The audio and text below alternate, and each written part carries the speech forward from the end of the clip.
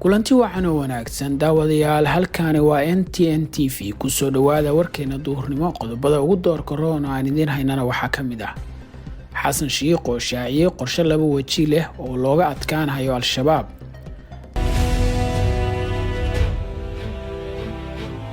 danab oo gudaha u gashay Torotoro kadibna gacanta ku dhigtay 6 xubnood muxuu xilligan Sheekh Shariif u abaabulayaa midowga musharaxiinta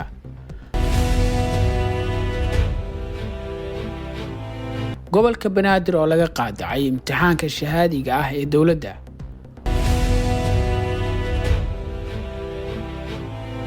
wararkeena dibadda aan idin haynana waxaa kamid ah askar ka tirsan ciidamada Kenya oo lagu qarxiyay waqooyiga bari ee dalkaas Putin oo digniin hor leh ka soo saaray weerarada uu ku hayo Ukraine qodobadaas iyo qodobo kale ayaan idin soo tamin doonaa inta aan ku guda jirno idaacadeena duhurnimo ee daawasho wacan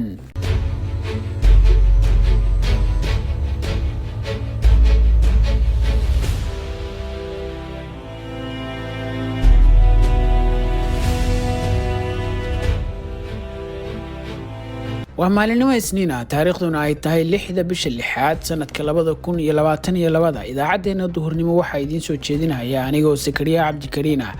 daawadayaal markaan ku soo dhawaada warkeeni oo fidsan madaxweynaha Soomaaliya Xasan Sheekh Maxamuud ayaa ballan qaaday inuu ka adkaan doono kooxda al-shabaab oo sheegay inay dib ugu xoogeysteen dalka 5 sano oo uu maamulahayay madaxweyne Maxamed Cabdullaahi Farmaajo inta badan degmooyinkii laga xoreeyay markii aan madaxweynaha ahaa muddo xileedkii koowaad markale ayay gacanta ka baxday ayuu yiri madaxweyne Xasan Sheekh Maxamuud oo wareysi siiyay wargeyska The Economist intii uu Farmaajo madaxweynaha ahaa al-shabaab ayaa la rumaysan yahay in ay si weyn ugu milmeen hay'adaha dawladda gaar ahaan kuwa amniga kooxda ayaa hadda maamusha dhul baaxad leh waxayna canshuur ka qaadaan inta badan ganacsatada dalka gaar ahaan kuwa Muqdisho oo dakhliga ugu badan uu kooxda ka soo galo wararka ka imaanaya gobolka Shabeellada Hoose ayaa sheegaya in ciidamada kumaandooska ee danab ay howlgal culus ka fuliyeen deegaanka Torotoro iyo Caliyo Barow oo kooxda al-shabaab saldhigyo waaweyn ku leeyihiin howlgalkan oo ahaa mid qorsheysan waxaa si gaar ah u fuliyay ururka afraad guutada 16aad ee kumaandooska xoogga dalka Soomaaliya ee danab iyagoo ku guuleystay inay gacanta ku soo dhigaan xubno shabaab ah oo deegaankaas loogu tagay waxay sidoo kale burburiyeen goobo lacag lagu qaadi jiray saraakiisha howlgalkan horboodisay ayaa warbaahinta gudaha u sheegay in ay gacanta ku soo dhigeen 6 xubnood oo ka tirsan al-shabaab kuna sugnaa deegaanka Torotoro iyo Caliyo Barow isla markaana ay la wareegeen barta control oo ay lacagaha ku qaadayeen eedeysanayaasha la soo qabtay waxay la soo aadeen dhanka deegaanka Balidogle oo ku yaalo saldhigga ugu weyn ee ciidamada xoogga dalka waxaana jira warar sheegaya in xubnaha la soo qabtay la filayo in loo soo wareejiyo dhinaca magaalada Muqdisho si loo maxkamadeeyo haddii ay ku cadaato kiiska loo haysto NTN TV ayaa ogaatay in xubno ka tirsan golihii midowga musharaxiinta oo uu hogaaminayo madaxweynihii hore Shariif Sheekh Axmed gelinkii dambe ee shalay ay ku yeesheen kulan qarsoodi ah magaalada Muqdisho kulankaas oo ka dhacay hoyga Sheekh Shariif ayaa la sheegay in ay ka qayb galeen xubno uu ku jiro ra'iisul wasaarihii hore Xasan Cali Khayre Shariif Xasan Aadan Daahir Maxamuud Geele iyo siyaasiyiin kale oo dhammaantood xubno ka ahaa murashaxiintii mas'uuliyadda qabsoomidda kulankan waxaa lahaa Shariif kaas oo la sheegay inuu soo jeediyay in goluhu uusan kala tagin uuna u taagnaado la xisaabtanka xukuumadda soo socota hase yeeshee ma cadda go'aanka ay isku raaceen shakhsiyaadka ka qayb galay kulankan waxaa ka maqnaa Xasan Sheekh Maxamuud iyo Cabdiraxmaan Cabdishakuur kuwaas oo motor aan damin u ahaa mucaaradkii Farmaajo waxaase la isweydiinayaa ujeedka madaxweyne Shariif ka leeyahay dib u abaabulka siyaasiyiinta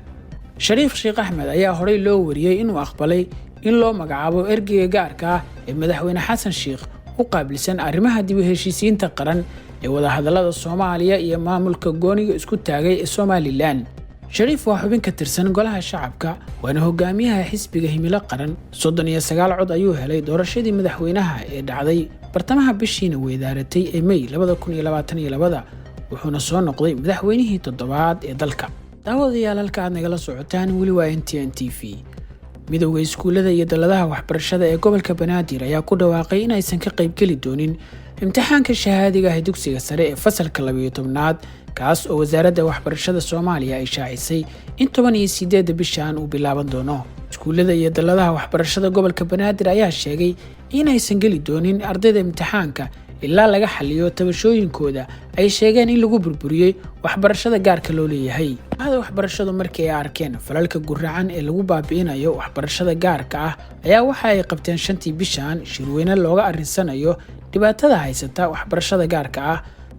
si talooyin loogu jeediyo hay'adaha dawladda oo ay ka mid tahay hay'adda waxbarashada dalka ay joojiyaan falalka ay ku burburinayaan kuna baabi'inayaan waxbarashada gaarka ah lagana wada shaqeeyo horumarinta waxbarashada ayaa lagu yiri war-saxaafadeed ay si wada jira u soo saareen.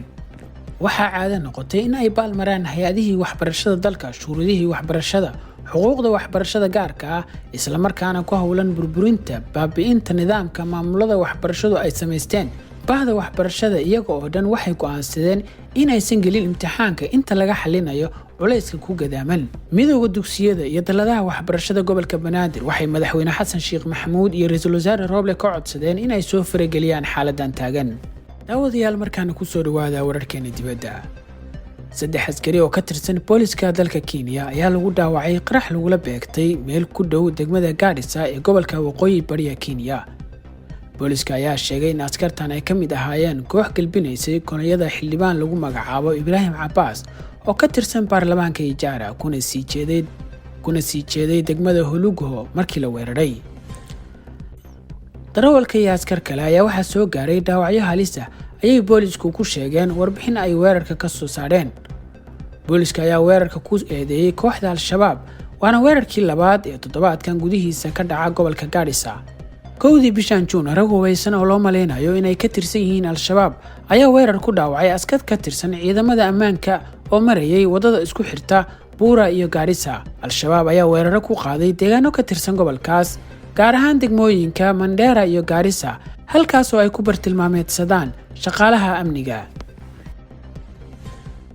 dawladda Ruushka ayaa balaarin doonta weerarka ay ka wado gudaha wadanka Ukraine haddii dalalka reer galbeedku ay hubka ridada fog u soo diraan dalkaasi. sidaas waxaa sheegay madaxweynaha Ruushka Vladimir Putin. digniintan ayaa imaanaysa xilli axadii qaraxyo ay gilgileen qaybo ka mid ah magaalada Kiev taasoo ah weerarkii ugu horreeyay ee caasimadda lagu qaado muddo toddobaadyo ah.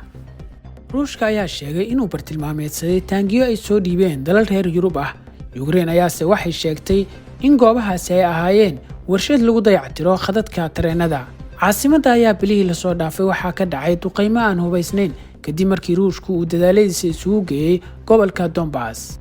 dhawaan ayay ahayd markii Mareykanku uu ku dhawaaqay inuu hanaanka gantaalada sare ee HIMARS uu u diri doono dalka Ukraine. hubkaas oo ka kooban gantaalo lahaga kuwaas oo garaaci kara bartilmaameed 70 kiilomitir ka fog meesha ay yaalaan. hubkaas oo gaari kara wax ka badan inta ay gaaraan artilleriga ay haatan haysato Ukraine. daawadayaal warkeenii duhurnimo aad kala socoteen telefishinka NTN TV maanta intaas ayuu inooga egyahay. intaan warka xiga ku kulmi doono waxaanu idinkaga tagaynaa sidaas iyo nabadgelyo.